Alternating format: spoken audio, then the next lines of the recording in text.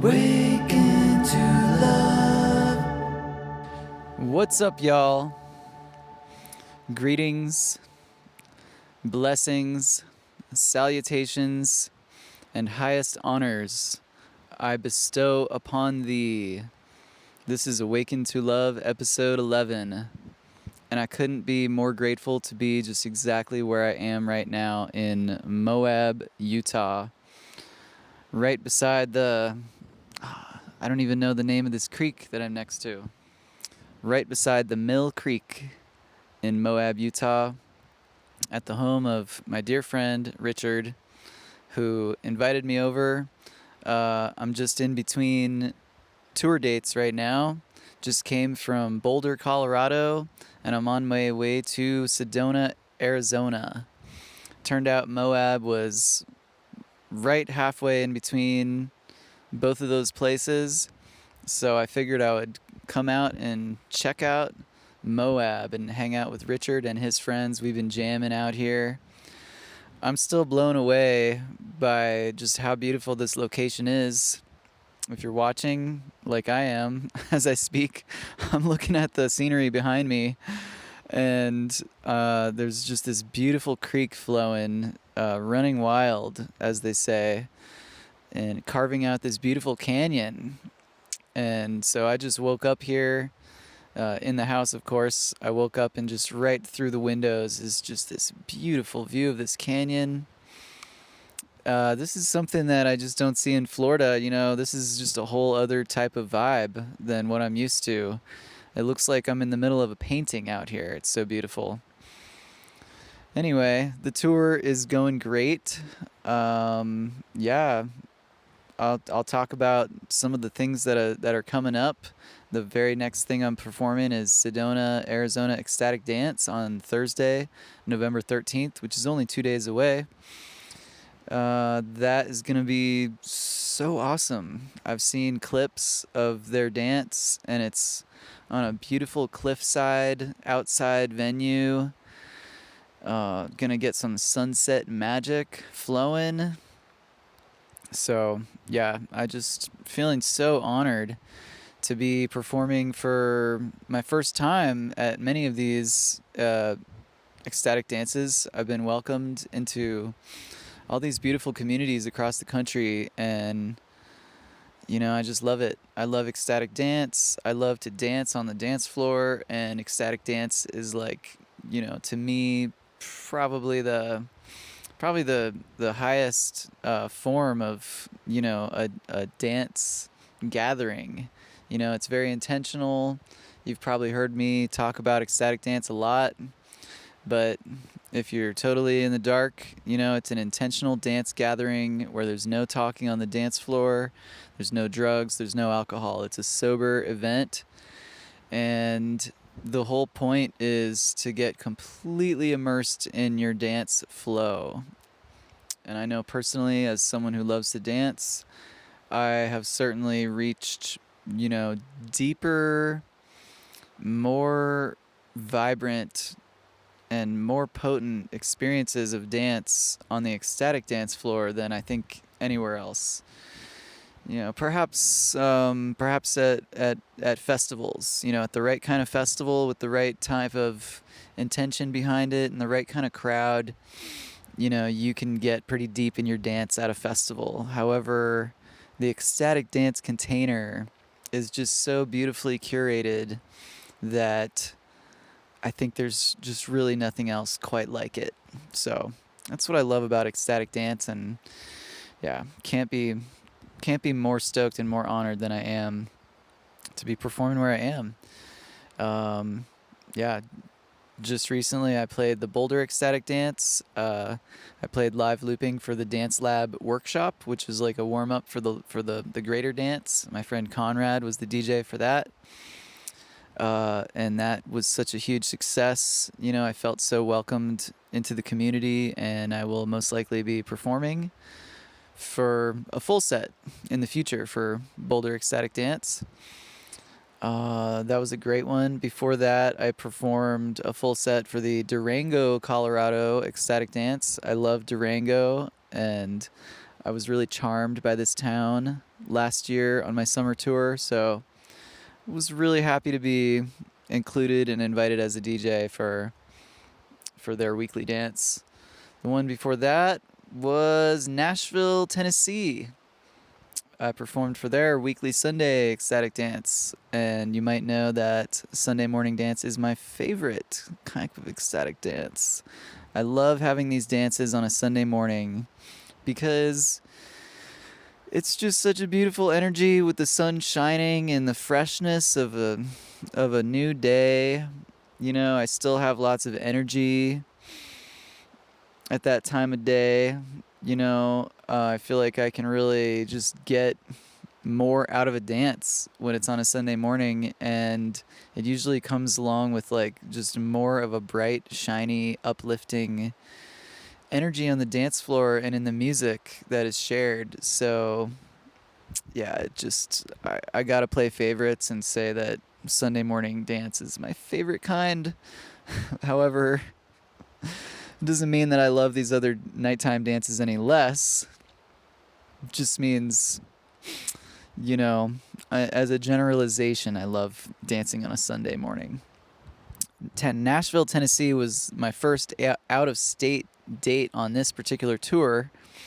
So that was, you know, the kickoff, and it just went so well. I just was really, really feeling the connection with the dancers.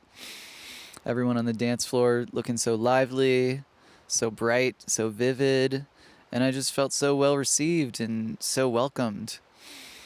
It's just great when you make that connection with the audience where it really feels like we're all on the same page. We're all here for the same reason, and we're all having this shared sense of gratitude for life.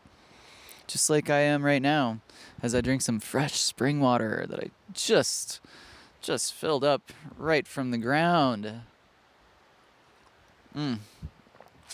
Yeah. Yeah, the people on this land are drinking spring water, just as I love to do. You know me, I love my springs. I'm always seeking out springs when I travel.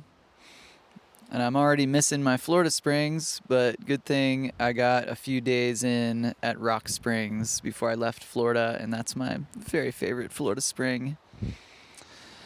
Yeah, still to come. So after Sedona, I'm going to be in Sedona for 2 days, actually. I'm performing at Chocolate Tree, the chocolate oasis, the organic food place of Sedona, Arizona. Playing there on Friday evening, and I'm stoked about that. On from Sedona, I'm going to hustle my way out to Oakland, California. I'm going to be performing my very first show in Oakland Sunday night at Mellow Mellow Kava Bar.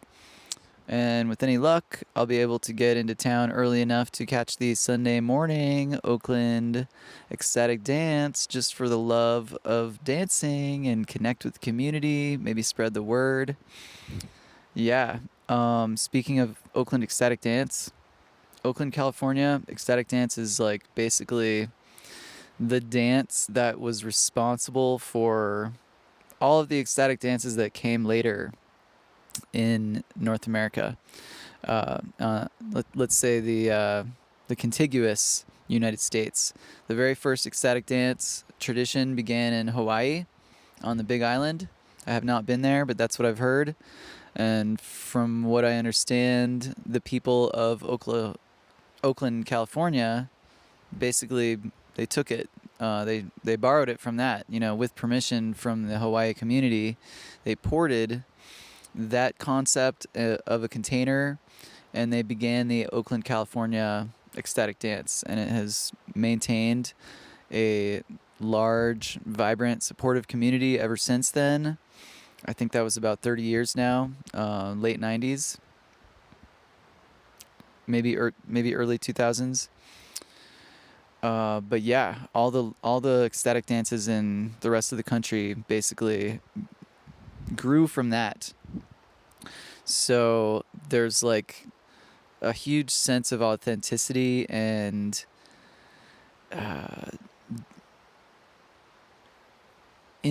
ingenuity. Let's say that. That's what I felt at the Oakland Ecstatic Dance when I've been there before. Yeah, huge raving reviews, glowing reviews from me on the Oakland Ecstatic Dance. I went for 2 nights. I went for their Wednesday night and their Sunday morning last summer, and just, wow, just really, really loved it. It felt like the true ecstatic dance tradition is being upheld there, the true spirit of ecstatic dance. So yeah, stoked to be jumping back on the dance floor and performing in Oakland, California on Sunday night. From there, I'm going to be looping back around to Ojai, California. I'm going to be joining my brother Shining Lion, reggae artist out of Ojai. We're going to be playing for the Ojai Farmers Market on Thursday. That'll be next Thursday, November 20th. Day before that, going to hit up Crazy Horse in Nevada City, California, playing a solo show there. Day after that, Elixart in Nevada, another solo show, but I get the whole night that night. And the journey continues. I guess I'm not going to try to list everything right now. Going to try to move into some more potent, spirit-filled vibrations. Yeah, and thanks for tapping in right now.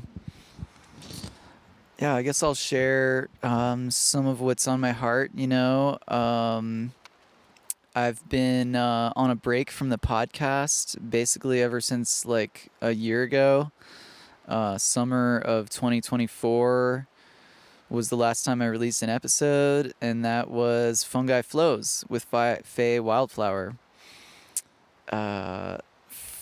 From there, I've made a few attempts to record this episode. I knew that I wanted to follow up with another solo episode for episode 11.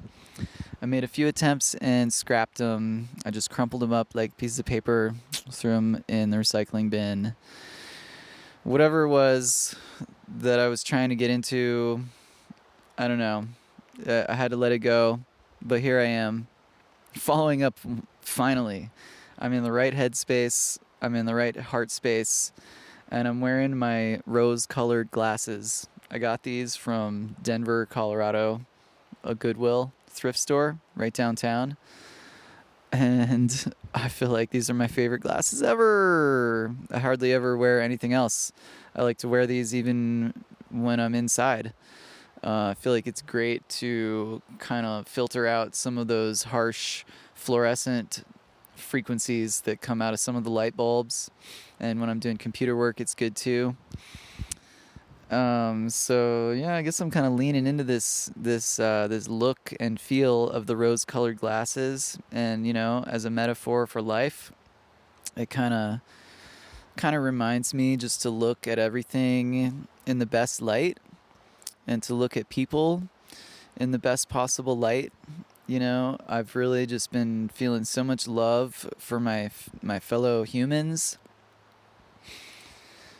And so I feel like these shades, even though it's kind of weird to say it, these shades help me just look at the world in the lens of love. And that's what this podcast is all about, right? So, yeah, I just came back to Denver, right, on this fall tour. Went back to another Goodwill thrift store and found these epic threads. Loving these patterns. So it really feels like me wearing these threads. This shirt fits so well. As soon as I found it at the thrift store and I put it on, it fit perfectly. I was like, wow, all right, Denver's really coming through with the thrift store vibes for me. I feel like there's something going on. Anytime I need some wardrobe refreshment, I just need to come to Denver, apparently. Yeah, upcoming on the podcast, I feel like this is what I'm really anticipating with the podcast, is the next 2 episodes that are coming through after this one. They've already been recorded, and I just got to take the time to edit and release these masterpieces, because I feel like they are so full of truth and important potency that, yeah, if anything, this episode is just kind of a prep for the next one. So for the next episodes coming up, I have 2 special guests. The first is going to be Lily Bear from Seattle, a Christian woman who sat down with me for 3 hours to talk all about spirituality, religion, love, Jesus, and just how it all plays into life and the world that we currently live in. The next episode is Brother Shane, my Christian brother, and a similar type of episode. You know, we talked about a lot of the same topics, but, you know, speaking between brothers as opposed to speaking between a brother and sister. So, you know, this was basically the vision that I saw for the podcast.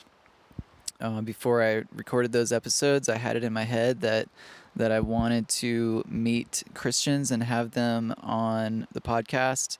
And I wanted to specifically have, you know, a sister and a brother to get kind of like both sides of the aisle, or, you know, get the masculine perspective as well as the feminine perspective on things. So, you know, mission accomplished in that regard by the grace of God. These people, you know, sat down with me to talk, and it's just, these are some of the longest episodes I've ever recorded, and I think that's where some of the procrastination has played out in my flow. But I promise you, Lily, and I promise you, Shane, and I promise you, viewers, these episodes are coming out. They're coming out next in line, and they're going to be worth the wait. Beyond that, here's what's been up in my flow of tour.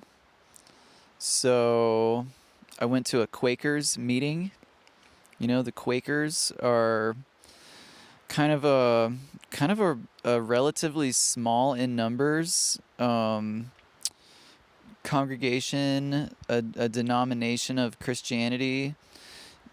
You know, I had to look into like what they even are and how they came to be. The Quakers branched out from the Protestant Church of England at some point. I forget which century that happened, but technically they are from the Protestants. And at least with my experience of this Quaker meeting, it was so different from any other type of church or worship service I've ever been to. If anything, the closest thing I could relate it to was Chocolate Church, which is in Asheville, North Carolina. And what Chocolate Church is it's really just some friends of mine that invite a bunch of people onto their land, and they have sacred circles around the fire. And the way it works is, you know, they share a couple of songs, and then they just open the floor for prayers and shares. And so everybody in the circle is invited and encouraged to share what's on their heart and in their soul, you know, in an organic way. And there's a lot of silence in between usually, you know, a lot of reflection. And that was so similar to what this Quaker worship service was. I walked into the room like 15 minutes late. You know, the way they do it is they start their meeting on time, and then after the 15-minute mark, they let the stragglers in all at once. So whoever's late gets to walk in, you know, all together, but rather than like filing in a scattered way, we just get to come on in when they're ready for us. So yeah, I walked in as a straggler, and as I walked in, the room was completely silent, and everyone was seated relatively in a circle. The room itself is kind of an oval shape, so it wasn't a perfect circle, but everyone was facing the center of the room, and in the center of the room is all the children of any parents who are there today. We're all in the same room together, all ages, and the children are just quietly playing. They're folding paper into paper airplanes, and they're just having quiet kid time in the middle of the room. The rest of us are all seated and we're totally silent, and I had no idea what was to come. And eventually, after a long silence, one at a time, people began to speak. And even before the first word was spoken, I sat down and I could just feel so much. I could just feel such energy in this room. I just started crying right away. I mean, just thinking of the way that it felt in that moment almost makes me want to cry again. I just had such emotional release. And I don't know exactly what it was, but I think a huge part of it was having the children in the middle, and all of us just sharing space.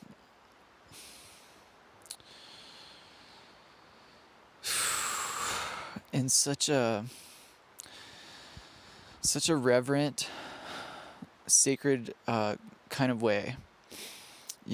I find these types of spaces in the spiritual community, the conscious community, and maybe you might call it the New Age community. We have lots of these types of prayer circles where it's just open sharing, and it's just amazing that there's so little of the Christian society, the culture of Christianity hardly ever has space for these types of circles, and I don't know why that is, but the Quakers found it.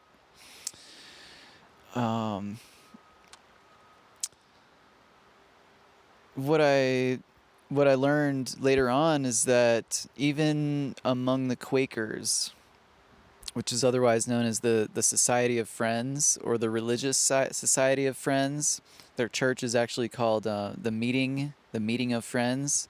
So they're not usually using the word church.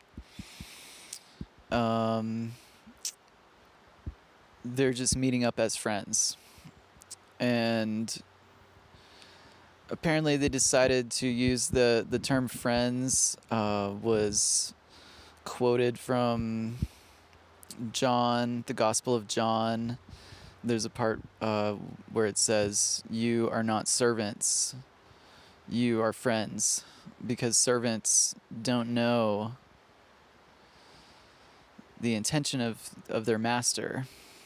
We are all gathered as friends. Apparently the Quaker theology, philosophy, if you will, they also have a lot about the inward light. So there's a lot of it that really strikes me almost as like Eastern spirituality, the divinity that is within us.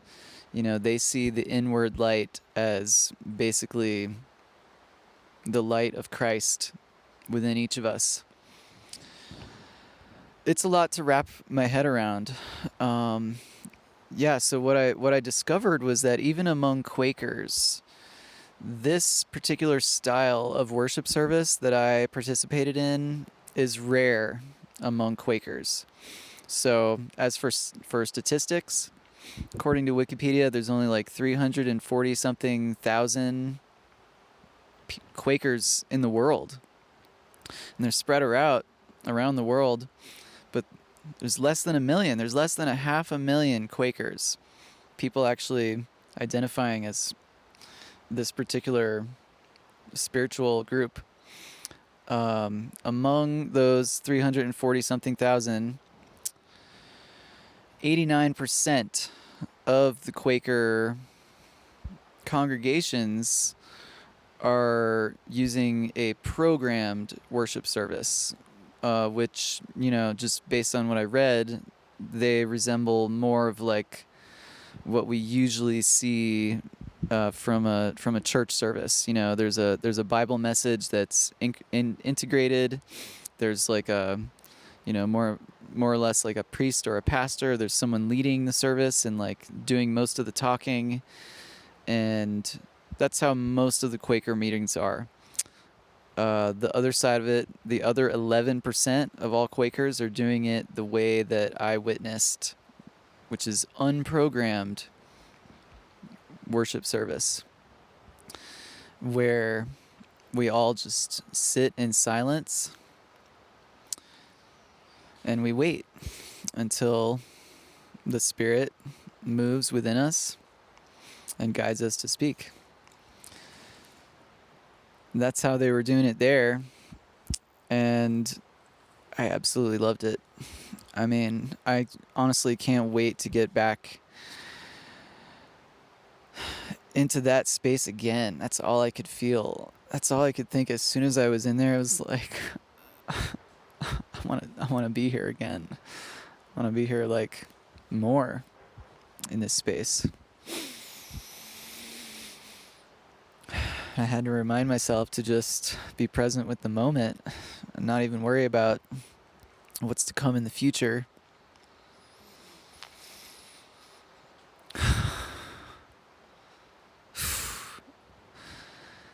It just felt so real in there and so true and so right. And I did not even bother to share until the very end. Yeah, all I could think was that I wanted to be there more often. I wanted to attend one of these meetings again. I didn't even realize at the time that this was such a rare occurrence, even among the Quakers, that hardly any of them are doing it this way. So, yeah, I guess there's something about me and unique experiences. I feel like I put a lot of value into these types of experiences, and I, perhaps I even seek them out, sometimes subconsciously, sometimes on purpose.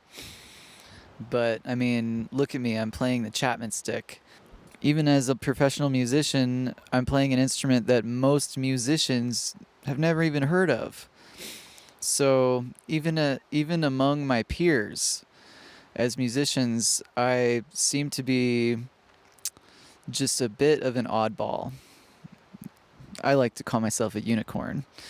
But the point is, it's a very unique path of life that I am walking, or at least it feels that way to me.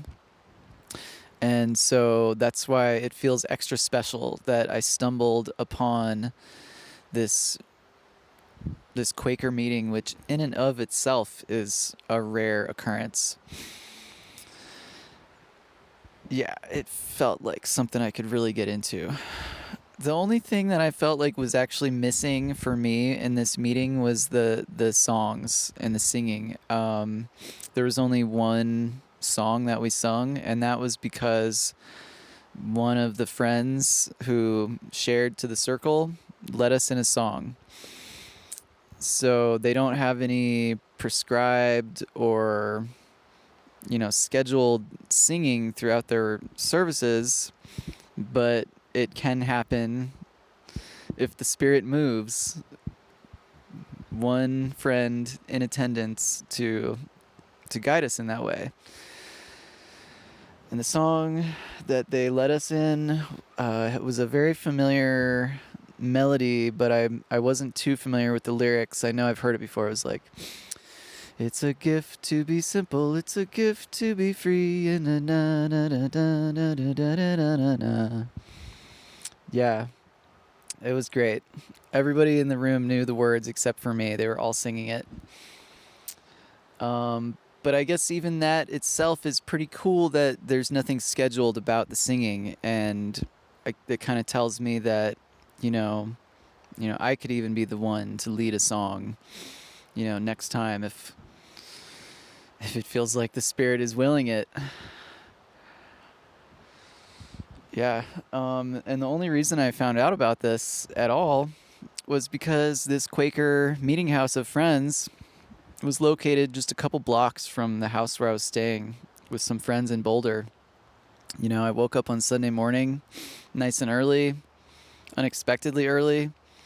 I had even kind of forgotten when I went to bed that I wanted to go to church, but I woke up and was like, "Oh yeah, it's Sunday. I was thinking that I would find a church to go to today." And that's what I like to do when I'm traveling, go to new churches and just walk in like a total stranger and just see what it's all about. So I looked online, church, on Google Maps. The closest one is the Meeting House of Friends, aka the Quakers. And I found out that their meeting was at 10. I had time. I made it over. Didn't even know what it was going to be about. And there it was, right in Boulder, Colorado. One of the most rare and unique and special Quaker congregations that there is. So that's how the tour has been going so far. I would say the Quaker meeting was probably the standout moment so far, besides shows, which have been really glowing, and they usually are. In other news, I just dropped a brand new song, and it's called Come Home. It's a song that came to me in a dream a few years ago. It's probably been 5 years now since I've had this song brewing in my brain. I finally put it out. The chorus came to me in a dream, and then I filled in the verses later on. But as far as the chorus, the melody, the words, that's exactly how I heard it in the dream. And so in the dream, I was sitting with a fellow songwriter who is prominent in the South Florida Treasure Coast area. Abby Owens is the name of the songwriter. And she and I are friends, but not close. I haven't seen her in person in a few years. But for some reason, she popped up into my dream, or the character of herself, her image, appeared in my dream. And in the dream, she said, "Flint, let's sing a song together. How about one of those Bambi songs?" And then she sang this song to me. Come home to me. Won't you come home to me? Something went wrong, but now it is gone, so please come home to me. And that's how it sounded in the dream. And then I woke up and I was like, Bambi? That song's not from Bambi at all. And I was like, I think that was just a new song that came to me in my dream. I haven't even had a chance to tell Abby that she was in my dream and sang that to me. But eventually I'll get the chance, I'm sure. Anyway, yeah, it's a song. It sounds a bit like a song of longing. Come home to me. I interpret the song actually as a message from the Creator, calling us all home in whatever way, coming closer to God. To me, that's what it is. The song just came out. I've got a few of my musician friends on the track. Sway on the keys, Tom Holler on the drums, and Jason White on the additional guitar and additional vocals. I did most of the guitars and harmonies and lead vocals all myself. Check it out. Check it out online. Come Home by Flint Blade. It's all over the internet. Spotify. SoundCloud, Bandcamp, YouTube, Apple Music. Your preferred listening platform has my song, so there it is. Next song that's going to come out is a collaboration between myself and Rob Lenfesti, aka Amorphous. He's the guy that runs Mandala Springs out in Western North Carolina. We made a cool reggaeton kind of flavored, organic, slow house type of beat. And I've been dropping this tune on a lot of ecstatic dances. It always works really well for those slower tempos.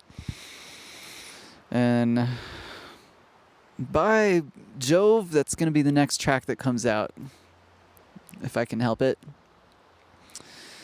Anyway, I don't know what else to talk about, and my time is running short. We're about to have a little fire of our own here. All of us that are here in Moab at Richard's house, we're going to have a little fire right where I'm sitting. So it's time for me to wrap it up and move it along. But I want to thank y'all for tuning in, for tuning into yourselves, tuning into spirit, and living a life that is true and authentic to yourself. I feel like you gotta, all other things considered, you gotta live the way that you believe. And you're allowed to change your beliefs. You're allowed to change your mind. But for now, if you know what you know and you know what's real in your heart, feel into that and lean into that. That's my advice in this moment. I'll say one more thing. I wanted to drop a message of unity in these times. Everybody's always talking about in these times. These times are so crazy in the world, especially in America, which is what I know the most about. All the political turmoil and the division that's happening, and all these world events. A lot of times it really gets people worked up, and everyone's digging their heels in what they believe, and that's kind of what I was talking about already. But I guess the thing is, with me, even though I know that I know what I believe to a certain extent, I always try to put love into the forefront. Love is more important than my opinions. So when it comes to encountering people that have different beliefs than me, it doesn't bother me. I don't hate them, and I don't want you to hate anyone either. Just because you might be pro-life and someone else might be pro-choice, the two of you are allowed to feel what you feel and to know what you know, and you can still love each other. I just said that as like one of the most, touchy, most triggering topics that is out there. But, I'm not making a stand about that topic one way or another. I know what I feel on it, but I'm allowed, I like to let other people be allowed to feel how they feel too. I'm not here to necessarily convince anyone to believe what I believe. I guess what I'm getting at is, there's always the force in the world that seems to cause division between people. There's always a force that seems to just drive the nail in and drive the wedge deeper. And my advice is to stand above that force. Be impervious of that dark force that divides us. And realize that when there is a force that divides us, that is the same force that is not to be trusted. That is the spirit of deception. That is the spirit of hate itself, is what divides us. So what I'm trying to say is we need to stand united as a human family, and we need to realize that we all are humans. And at the, most of the time, it's been said we all are looking for the same thing out of life. We want to live in a healthy way. We want our families to be healthy and prosperous. We need to lean into harmonious ways of living, and that includes sometimes tolerating people that you disagree with. Yeah, unity is where our strength of abundance and vitality can prosper. Stay strong, stay in love, and love your neighbor. Much love, y'all. Peace.